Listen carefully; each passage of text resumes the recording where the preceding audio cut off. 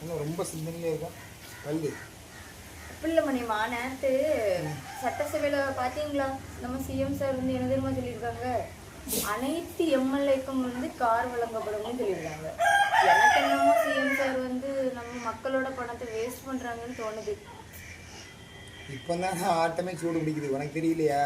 இப்போ தான் அவர் என்ன செஞ்சுருக்காரு தெரியுமா? எல்லா மீனுக்கும் பொரியை தூவிருக்காரு, புரியுதா? எல்லா மீனுக்கும் பொரியை தூவி விட்டுருக்காரு.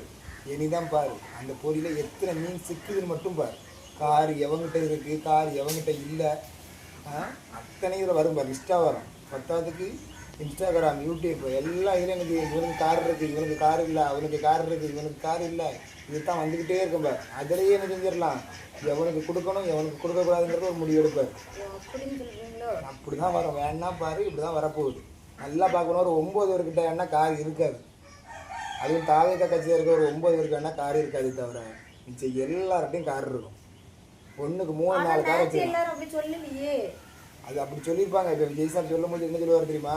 எல்லாருக்கும் கார் கொடுப்பேன்னு சொல்லுவார். ஏன்னா ஒருத்தனுக்கு கொடுத்து ஒருத்தனுக்கு கொடுக்காம இருக்கக்கூடாதுங்கிறதுக்காக எல்லாருக்கும் சொல்லியிருப்பாரு. சரியா? மக்களோட பணம் தான், அதுதான் பொரியா வீசுறதுன்னு.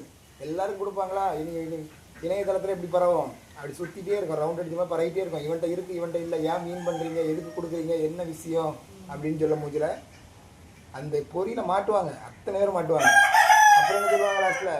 அது இல்லாதவங்களுக்கு மட்டும் கொடுங்க, இருக்கிறவங்களுக்கு கொடுக்காதீங்க அப்படி. இந்த ஒருத்தர் சொன்னாரா, எனக்கு காதல் தந்ததும் காதலும் எனக்கு ஃபெயிலியர் ஆச்சு, வண்டி எனக்கு இல்லை, ஆனால் நீ வண்டின்னு தந்து எனக்கு வேலைக்கு வந்துருக்குன்னு சொன்னாரா. அவருக்கே ஒரு கார் இருக்கு. இப்போ என்ன நீ இதில் பார்க்கலையா? அதே மாதிரி தான் ஒவ்வொருத்தராக பிடி போடுவாங்க இணையதளத்தில், ஒவ்வொன்றா வரும்பாரு. இவனுக்கு அது இருக்குது இது இருக்குன்னு வந்துக்கிட்டே இருக்கும்.